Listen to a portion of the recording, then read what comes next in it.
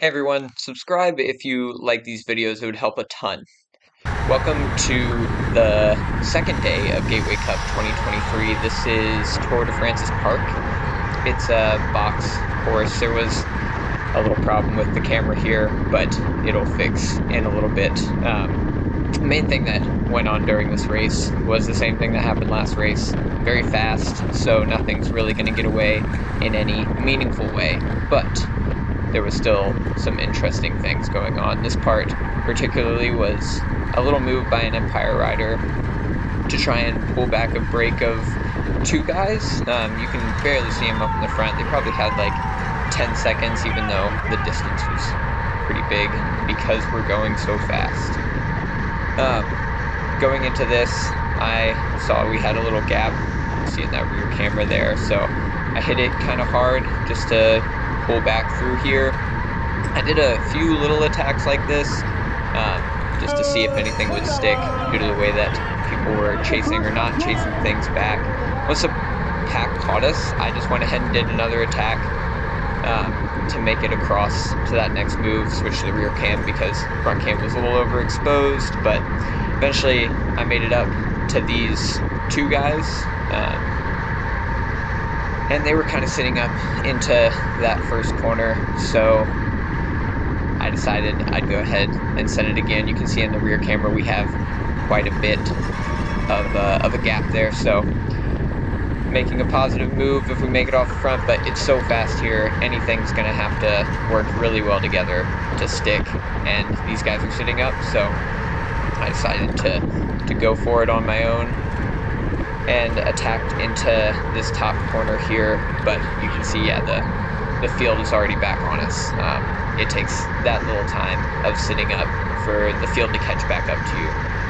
So, moving on to the downhill, I'm just kind of sitting up. You can see my power is practically nothing, just kind of keeping the legs moving and hoping that the field's totally sitting up back there, but yeah, we got caught through that. So, that's kind of similar to how this race is going to go in a lot of different ways.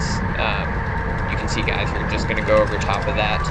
On the right here, where they've got way more momentum, he's not even pedaling, and then the whole field is just going to come over top of me because I'm not pedaling too hard either, doing like tempo 300 watts-ish, and that whole wave of the field just comes over top of you, and now you're like 90 riders back, 60 riders back, which is not too bad. You can make it up really quickly because the course is so wide. Coming through the start-finish straight here, there was a lot of glare, regardless of what the camera's doing. You can see, yeah, that light, it just blinds you.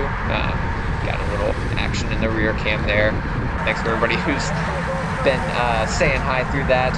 Sorry if I missed some of you. But that, yeah, that glare there, it caused a little crash on the outside. I think there was just a bumping of bars, and it pushed a few people wide onto the curb there. A little bit later, here I'm chatting with Johnny Brown from the Blazers, some pun about blazing it at the back, and yeah, I did this for a while. We are practically doing no power. There's guys attacking off the front most likely, and tail gunning this crit was super easy. A lot of the guys in the end, similar to yesterday, you just didn't see until like the last moment. There was a break closer to the end here of about 8 guys, and the field was kind of sitting up, so I decided to go ahead and send it across. It was a pretty hard punch, and on my wheel you can see Robert Sierra from American Cycling Group, both Project Echelon, our team, Robert Sierra's team, American Cycling Group, and Miami Blazers, Butcher Box. I think Texas Roadhouse might have also missed this move, although it's entirely possible they could have been in it.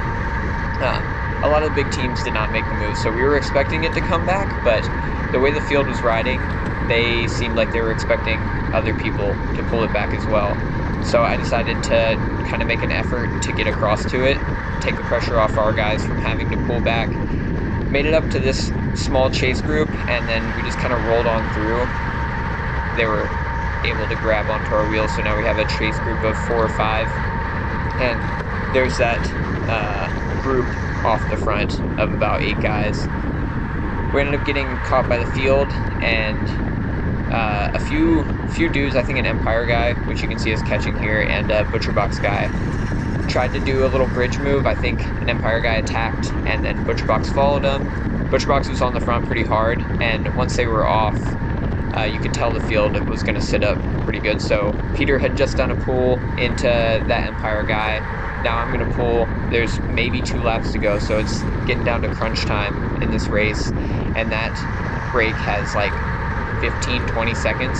They're pretty far up there. So we're going to try really hard to pull it back as quickly as possible. And you can't really see it in the video, but up there we can see they're sitting up.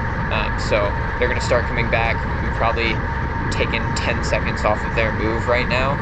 And I'm pulling Peter through, so flick the elbow, tell Peter to come through. Unfortunately, we didn't have quite enough speed, so the whole pack comes around us.